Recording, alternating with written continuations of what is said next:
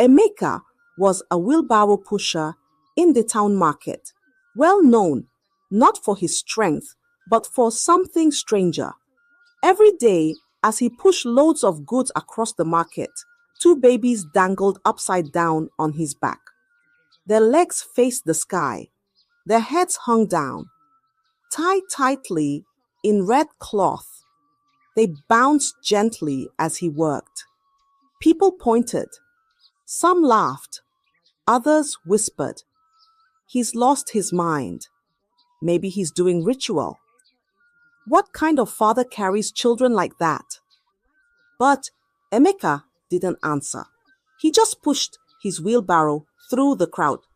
Bags of beans, buckets of palm oil, crates of pepper, all balanced on his head or arms, while the babies swung upside down like they lived there. He didn't smile. He didn't talk. He just worked. And every time the twins made a small sound, Emeka would pause, turn slightly, and whisper to them, "Shh, Papa is here. You will live." His steps were heavy, like he carried more than just goods. His eyes were tired, like a man who had not slept in years. But his hands, those hands, never shook. They held the wheelbarrow firm, and they held his babies tighter. This is because the twin babies didn't have a mother. She didn't die though. She left. She left Emeka in sufferness with the two babies, and to keep them both alive, he had to back them upside down. But why is that? Nobody understood why he did it. Nobody dared ask. They only watched, and they talked. But if they had known, if they had seen the pain buried deep behind his silence, they would not laugh. They would kneel and cry. Long ago, before Emeka became the man with upside-down babies, he had a wife. Her name was Neka. Neka was beautiful, beautiful like harmattan moon. Her skin was smooth like fresh milk. Her nails were always painted, red today, gold tomorrow. Her eyelashes long like broomsticks. When she walked, even the wind followed her. She didn't like to cook. She didn't like to sweep. She didn't like to wash, but she loved photos. She would borrow phones from her friends, find good light, tilt her head, and smile like a queen. Click, click, click, then post and wait for praises. She liked soft things. Soft bed, soft hands, soft food, soft life. But Emeka loved her. He loved her like dry land loves rain. He would leave the market with no money in his pocket, but still bring her meat. He would sleep on the floor just so she could sleep on the only mattress. One time, he used all his savings to buy her a necklace with beads as red as palm fruit. "For you," he said, placing it around her neck, "because you shine brighter than the sun." Neka smiled, but she didn't hug him. She didn't kiss him. She just snapped another picture with the beads and said, "This one is fine." Emeka didn't mind. He only wanted to see her happy, even if it meant drinking only water, so she could have rice with meat, even if it meant walking in the sun while she stayed at home painting her nails, even if it meant being her shadow. He pushed, he worked, he gave. Because to him, love was doing everything, even if the other person did nothing. And for a while, the house was sweet. The walls still echoed with laughter. Emeka would come home with tired feet, but his heart would dance when he saw her face. But sweetness does not last when sorrow begins to knock. And soon, it knocked hard. It started with their first child. The first time Emeka heard the cry of a baby in his own house, he danced.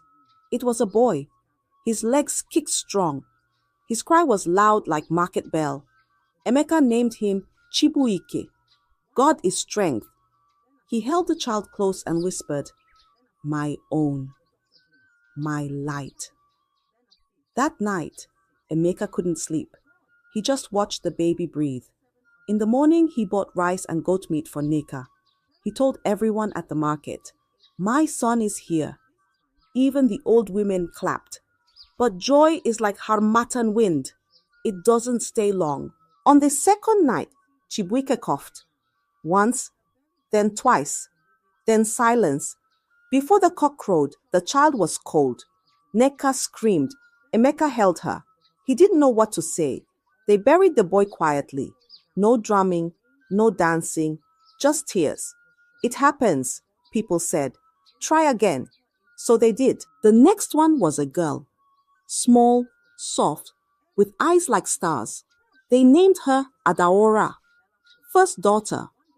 Her little fingers wrapped around Emeka's thumb like she never wanted to let go. He built a swing for her with old ropes. He sang to her every evening. He even planted a flower outside and said, "This is her flower." But one morning, Neka tapped Emeka with shaking hands. "She's not moving," she whispered. Adaura was gone. No cough this time. No sound, just silence. They buried her beside her brother. 2 graves, one beside the other.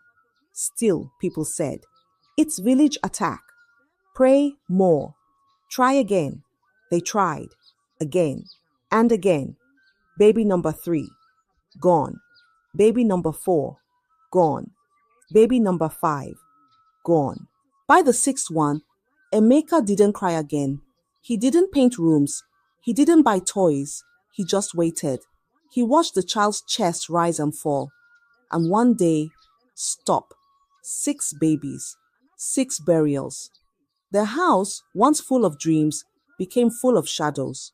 The walls no longer laughed. The windows no longer smiled. Only tears lived there now. Tears in Emeka's eyes. Tears in Neka's pillow. Tears that flowed like river after heavy rain. And still, no one had answers. His wife, Neka, started to break from the inside. She grew bitter, angry, silent. She blamed herself. She blamed him. She blamed the wind. "Why me?" she screamed one night. "What have I done?" Emeka didn't shout back. He just sat near the door, quiet like a stone in the rain. His face had no smile. His eyes had no sleep. But he still tried. They went to healers. A man with cowries told them to bring turtle eggs and kola nuts. They went to a woman with red chalk who told them to boil leaves and wash their heads. They met a pastor who shouted in tongues and poured oil on their foreheads. They drank bitter herbs. They fasted till their bones cried. But still, every baby still went cold. Neka began to hate the smell of children. She threw away the tiny clothes. She broke the swing Emeka had built for Adaora. She stopped calling him by name. She just hissed and turned her back. The house grew quiet, too quiet. No more humming, no more pots clanging, no more footsteps dancing on the floor. Even the rats stopped playing. Hope, once shining like morning sun, now looked like the tail of a candle. And slowly, quietly, it went out. One hot afternoon when the sun sat like fire on people's heads, a crowd gathered in the town square. A woman had come, not just any woman. She wore white from head to toe. Her feet were bare. Her eyes were deep. And when she walked, even the wind stepped aside. She was a prophetess. People came from all corners to hear her speak. "God is speaking today," she said, her voice calm but heavy. "Some of you are carrying pain that is not yours." Emeka stood at the back, arms folded, eyes low. He didn't plan to come, but something inside him pushed him there. When the crowd began to leave, the woman looked around. Then her eyes found Emeka. She walked straight to him. "You," she said, pointing. "Come." Emeka stepped forward slowly. The woman didn't ask questions. She didn't greet. She just held his hand, looked at his face, and spoke like she already knew his story. "Your house is not cursed," she said. Emeka's heart jumped. It's not? He asked softly. No, she replied. But the spirits are watching. They see your babies. They see the joy coming. So they snatch it before it grows. The spirits have marked your children. Emeka blinked. His mouth opened, but no words came. The prophetess leaned closer. If you want your next child to live, do something foolish in the eyes of man, just to fool the spirit as well. Fool them? Emeka asked. How? When your next child is born, she said, back the baby upside down. Wrap them with red cloth. Head down, legs up. Every day, until they grow teeth, and even after, until they turn 10. The wind blew. A market bell rang in the distance. The prophetess stepped back. Then, without another word, she walked away. Her white gown moved like cloud behind her. Emeka stood still. The market moved around him, but inside him something had shifted. Hope had knocked again, and this time, he planned to open the door.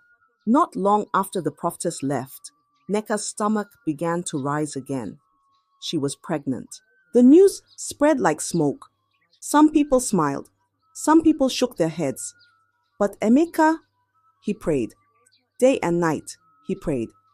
When the baby came, it was a boy. His eyes were sharp, his hands strong, his voice loud. The nurses said, "This one will live long." Emeka smiled, but his smile was quiet. He had heard those words before. At home, he remembered the prophetess. He sat beside Nneka on the bed and said, "Let's back him upside down," just like the woman said. Red cloth, legs up, head down. Nneka looked at him, eyes wide. Then she burst out laughing. Me? A fine woman like me? Back my baby like I'm mad? In this town? Never, Emeka begged. Please, let's just try. But Nneka snapped her fingers and hissed. You want them to laugh at me, call me crazy, carry your madness alone. Then she stood up. I am a role model in this town, she said. I can't be seen acting like a mad woman because of one stranger's words. Who even knows if the prophetess is a liar? And just like that, she backed the baby the normal way. Proud, tall, like a queen in the market. Emeka didn't fight. He just watched the child every night, listened to his breathing, held his tiny feet. 2 weeks passed, then one night, a cough, then again, then silence. By morning, the baby was cold. No crying, no moving, just still. Emeka fell to the floor. He held the lifeless body close to his chest and said, You didn't even try. Nneka sat on the bed, legs folded, her face hard, her eyes empty. She didn't cry, she didn't scream. She just stared at the wall like nothing happened.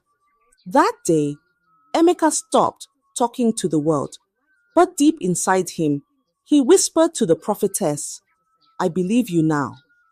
Time passed, and the rain started one midnight. Heavy, loud, like heaven was beating drums on rooftops. And before the cock could stretch its neck, the cries of newborns filled the small room. Not one cry, two, twins, 2 baby girls, skin fresh like morning yam, their cries strong like trumpet, their eyes blinking like stars in the dark. Emeka stood beside the bed, his chest rising fast. He looked at them and said, Ama and Betty. Nneka smiled a little at first, but when Emeka brought out the red cloth, her smile died. You want to start again? She asked. Emeka held the cloth tight. Please, let's try it this time. I said no, she snapped. I won't walk around this town with children tied like spirits. Never. Emeka looked at the babies, then looked at Nneka, and he kept quiet. But he didn't forget. 3 days passed. Then one early morning, when the sky was still yawning, Emeka woke before the sun. He tiptoed across the room. The girls were sleeping, peaceful like water in a clay pot. He touched them gently, wrapped armor in red cloth, head down, legs up. Then he did the same for Betty. He tied them tight, firm safe, and backed them both. When Neka woke and saw them dangling upside down on his back, she screamed, "You'll break their necks!" Emeka turned and said quietly, "They will live." "You're mad!" "Maybe, but I will be mad if that's what will keep them breathing." He walked out with the babies bouncing on his back, upside down, just like the prophetess said. People stared, people laughed, but Emeka didn't look back, because this time he was not waiting for death. He was walking toward life. Night came and Emeka returned back home. But when Neka saw her twin daughters still tied upside down with red cloth on Emeka's back, her voice cracked the roof again. "You'll kill them," she screamed. "You want to bury 2 more?" But Emeka didn't shout. He just stood there, calm like still water. Then he said, "If madness will save them, then I will be mad." Neka turned her face away. "You're not normal." From that day, she refused to touch the babies. She didn't bathe them. She didn't feed them. She didn't even look at them. She stopped cooking, stopped cleaning. She just stayed in one corner of the room like a stone. Every night, when the town slept and the crickets sang, Neka cried into her wrapper. Quiet, bitter tears. Tears that only the wall could hear. She muttered to herself, "I am tired. I am tired of watching graves grow." Days passed. Weeks crawled.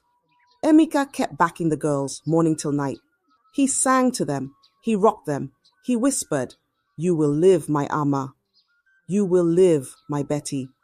Then, one morning, the room was too quiet. The bed was empty. Her wrapper was gone. Her slippers were not at the door. Emeka looked around. No noise, no plate movement, no voice. Neka was gone. No letter, no word. Just silence. He stood at the doorway, the twins tied to his back. The sun was rising. Our neighbors whispered.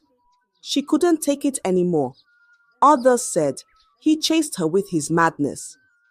But word soon spread. Neka had married a wealthy man in another town, a man with cars, lands, and servants. She posed in photos beside swimming pools and gold curtains. Left alone, every morning, before the market woke fully, Emeka was already there. His shirt still had holes, his slippers still tired, but what made people stop and stare were the babies. 2 of them, tied upside down on his back, legs up, heads down, wrapped in thick red cloth. "Emeka is mad," they said. Some laughed with their teeth wide open. Some shook their heads and hissed. Some whispered, "Maybe it's a ritual." One woman even threw groundnuts at him. "Go and bury them already," she shouted. "They will soon die." But Emeka didn't look at her. He didn't stop pushing his wheelbarrow. He didn't stop singing to the girls. He fed them pap in the morning, carried them on his back through the afternoon, and at night he held them on his chest and said, "Sleep, my daughters. Papa is here. I will carry you to life." The sun came and went. The moon rose and fell.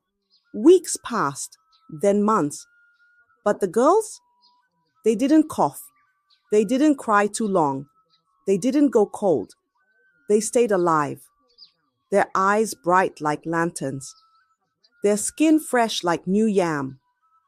Their laughter small, but sweet like sugar water. People watched from their stalls. They said. "They're still breathing." Still? Since when? But Emeka said nothing. He just tied the red cloth tighter and kept walking, because while the town whispered behind him, His babies were smiling behind him too. Far away from the market noise and wheelbarrows, Neka now lived in a big house with her new wealthy husband. There were cars in the compound, curtains that touched the floor, chairs soft like puff puff. She wore gold on her fingers.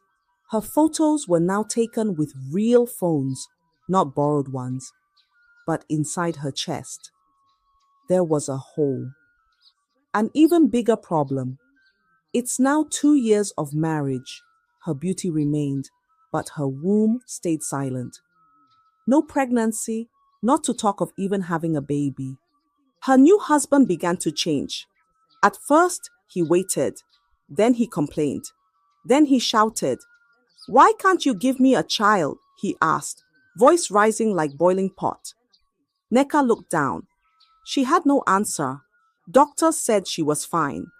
Prophets said she was cursed. The house grew cold, even though it had air conditioners. One evening, Neka stood by the window, staring into the sky, and all she could see was Emeka.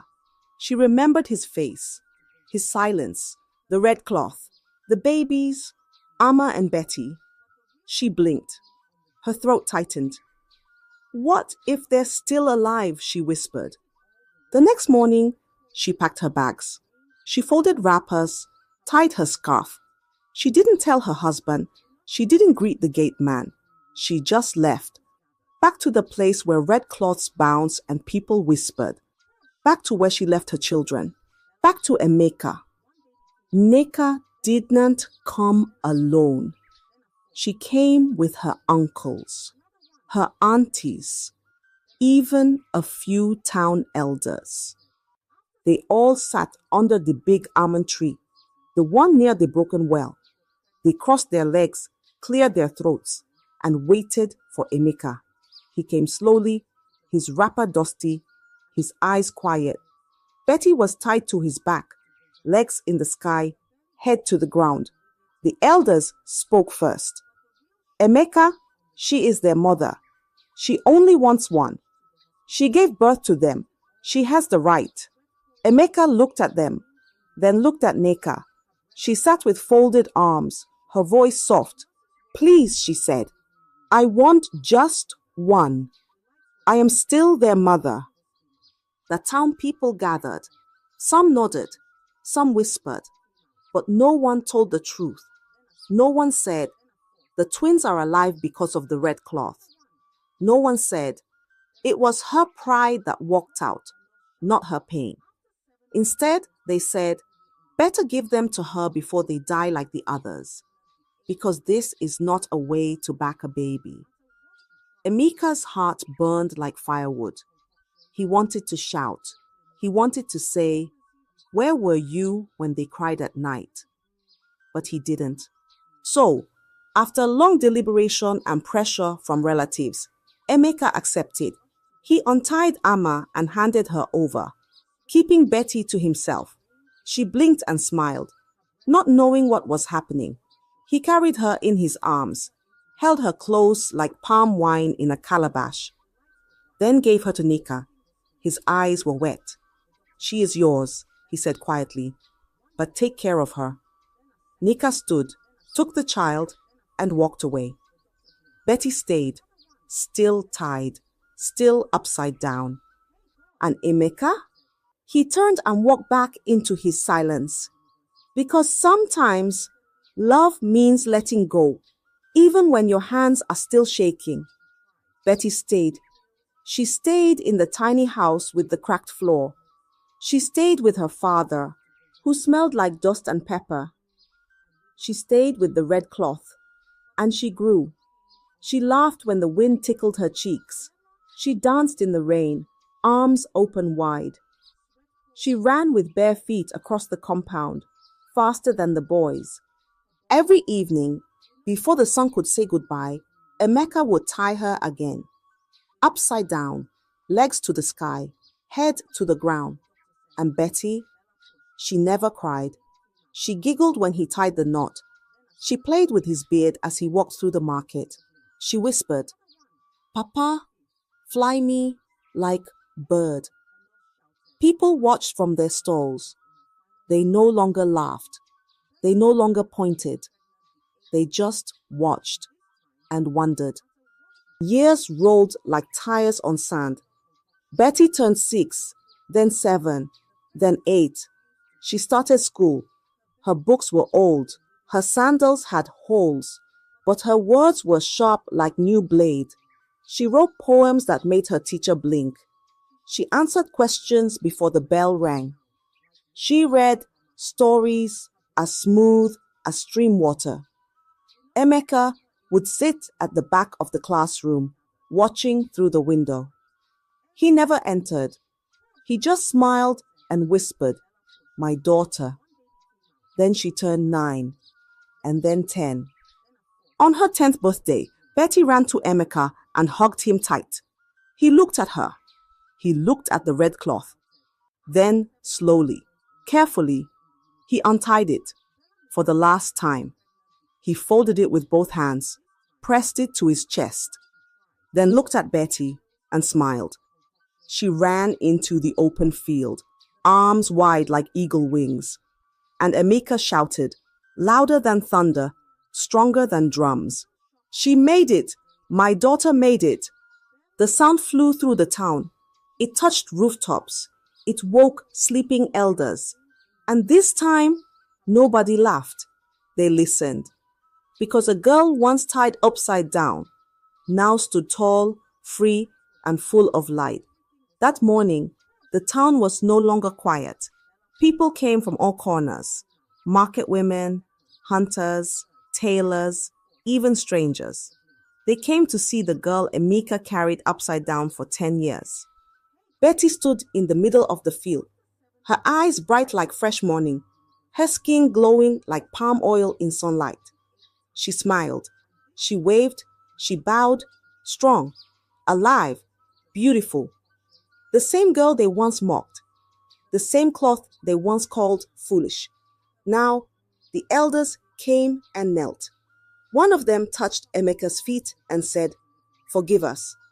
Another one whispered, "We laughed, we mocked, but now we see." A woman from the back burst into tears. She wept loudly, holding her head, crying like someone who lost her way. Emeka didn't speak. He only looked at Betty and smiled. The news moved faster than harmattan wind. It flew past the hills, past the big church, past the rich man's compound. And it reached Neka. She was sitting near a glass table when she heard it. Her hand dropped the cup. Her breath slowed. "Betty is alive?" she asked the messenger.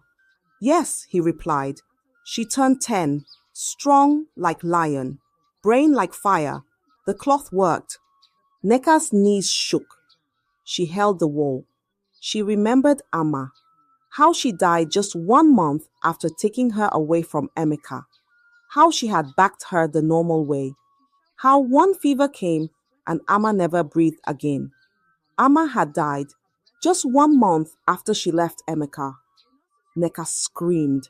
She fell to the floor, held her stomach, cried louder than thunder. Then she stood up, wiped her face, packed her bag, and ran. Back to the town. Back to the man she left. Back to the daughter she abandoned. But this time, her hands were not filled with gold. They were filled with shame. Neka stood in front of Emeka's old house. The sun was low. The ground was quiet. But inside her chest, thunder beat. She raised her hand, knocked, once, twice, then again. The door opened slowly. Emeka stood there, his beard now grey, Betty's school bag hanging by the corner. Neka dropped to her knees. "Please," she whispered. "I'm sorry." Her voice cracked like dry leaf. Tears ran down her face like heavy rain on rusty zinc.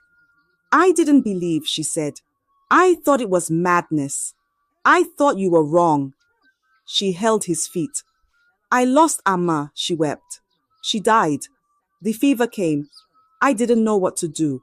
I didn't listen." She wiped her face, looked up and said, "I want to be a mother again."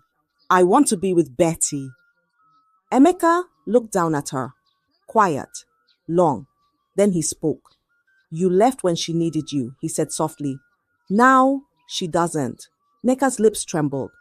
Please, let me try again. But Emeka shook his head.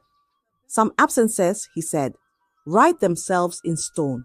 Neka cried harder, her voice low, her hands trembling. But Emeka stepped back. He looked at her one last time, then closed the door. No anger, no noise, just silence. And behind the door, a father stood and walked away. Because sometimes the heart remembers who stayed and who didn't. Time passed, and one evening, the sky wore a deep gray. Birds flew low. The wind moved slow. Inside the small room, Emeka sat alone on his bamboo chair. His hair was white like ash. His hands rested on his knees. And in the corner was the red cloth. Folded, neat, silent. Betty was no longer a child. She had become a light in the town. She built schools where children sat on real chairs, not broken stones. She gave uniforms to those with torn shirts. She spoke in big places with big people. She told her story without shame. She helped the poor, fed the hungry, held crying mothers. People called her Ada Ugo, daughter of honor. But in her father's eyes, she was still his baby girl. Emeka looked at the red cloth. His fingers touched it gently, like touching the wing of a butterfly. He smiled, closed his eyes, and whispered, "Thank you." The room was quiet, but not empty. The silence was soft, not heavy like before. Outside, the sky grew dark, but inside Emeka's heart, there was no pain, no regret, no tears, just peace. Because some love doesn't need flowers, doesn't need loud songs. Some love just ties itself quietly, like a red cloth on a father's back, and carries life, even when the world says it's upside down. I hope you enjoyed the story. If so, please like the video, comment what you learned from the tale, share with friends and family, and don't forget to subscribe to the channel for more African folk tales just like this one. Thank you.